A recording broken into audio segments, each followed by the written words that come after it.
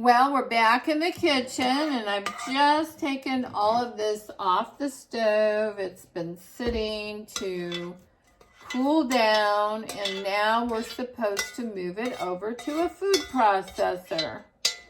And now comes the exciting part.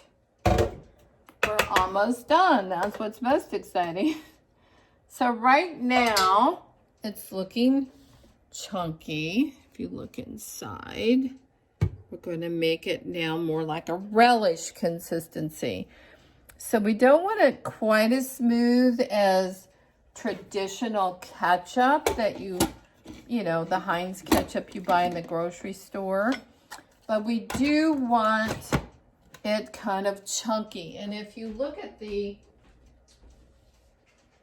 photo in the magazine, there's the consistency right there that we're going for.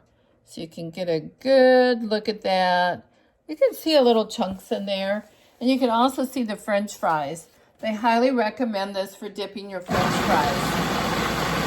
So now comes the part where the food processor works. So we had to cool this off. It's a little bit warmer than room temperature. But we're going to try to mix it up a bit.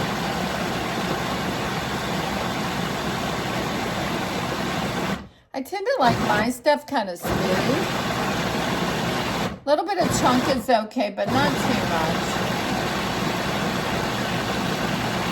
So we do that. It doesn't take too long. Then let's take a peek and see what it looks like. And I think that we're really there, actually. So if we look at this, it looks just like the picture in the magazine. Now, what it says here in this really amazing recipe that we have is, after we've put this in here and we've cooled it to room temperature roughly, then we have to stir in another 1/4 of a cup of whey into each jar. So what we're going to do is put them in these antique canning jars. Aren't these cool? So these are, I have a Atlas antique jar and it says Mason, and then I have a Ball antique jar. And these are the old-fashioned carriers and the old-fashioned lids. And why I like these lids is because I can screw them on, I can screw them off. And what we're trying to do next is we're going to put the food in these jars. I'm trying to get this where we can see it, so it can sit and ferment. So that's the next cool step, is fermentation. So what we want to do is take and put, now here's our whey. All right, so divide the ketchup between 2 clean quart canning jars, and these have been sanitized. Then stir in 1/4 cup of whey into each jar. So we're going to take 1/4 of a cup. Got our 1/4 here. And then we're going to put 1/4 of a cup into each jar. Then we'll add our mixture.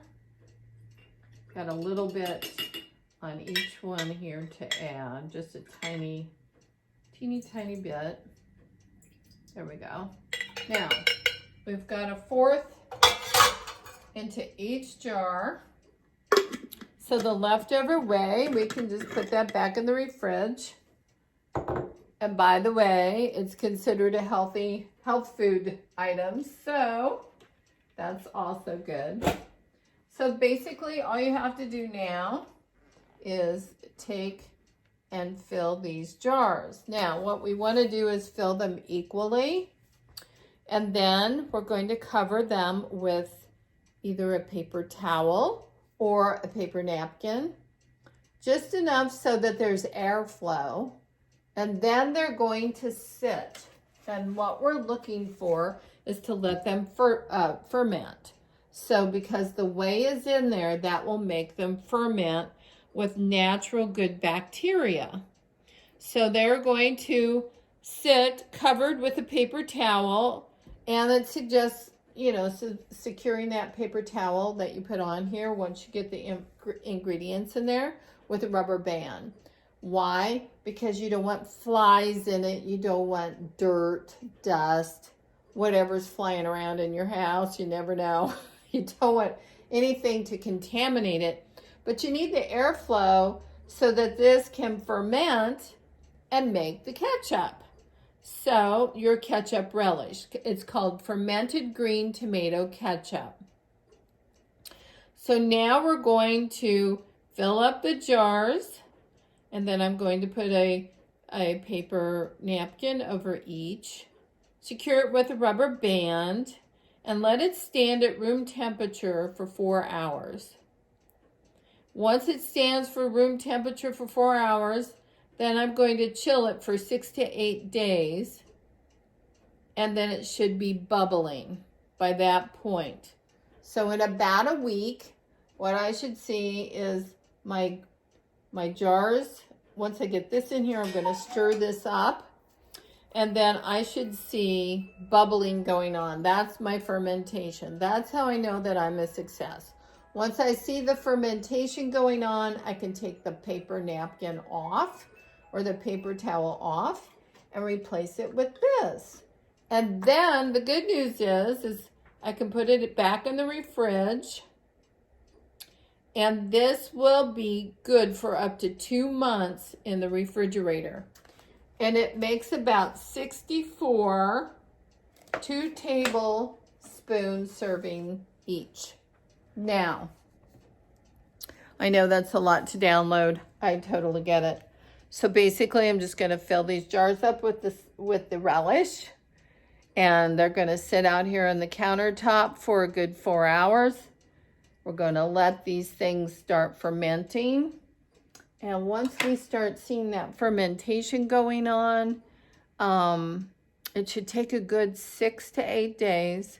And once that happens, boom, we are golden. And then after 8 days, we can eat it.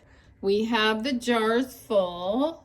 Well, as full as they're going to be. So I don't know why, but it tells you in the directions to use a quart jar. Actually, this is probably about a pint. So they're about half full. And I would assume that that's so that these can ferment. I don't have a rubber band, so I just took a pretty napkin and taped it over the top. It only needs to sit this way for, you know, a few hours. And then once it starts bubbling and fermenting and all of that, then we're going to put on the lids. Remember where the recipe came from Better Homes and Gardens. 100 Best Tomato Recipes. Got this at the grocery store, and I think it was roughly $19. And then here's the recipe. Fermented green tomato ketchup. So I hope you can enjoy it. Hope it tastes good on the tomatoes. I can't wait to taste this. And my disclaimer is, if it doesn't taste good, it's not my fault. This is a difficult recipe. It takes a lot of working around to get this thing going, but hopefully it will be worth it, and I can share it with my friends and my family. And just remember what our little motto is here. If you can't stand the heat in the kitchen, that means something's on fire. Bon appetit. To health, wealth, and happiness.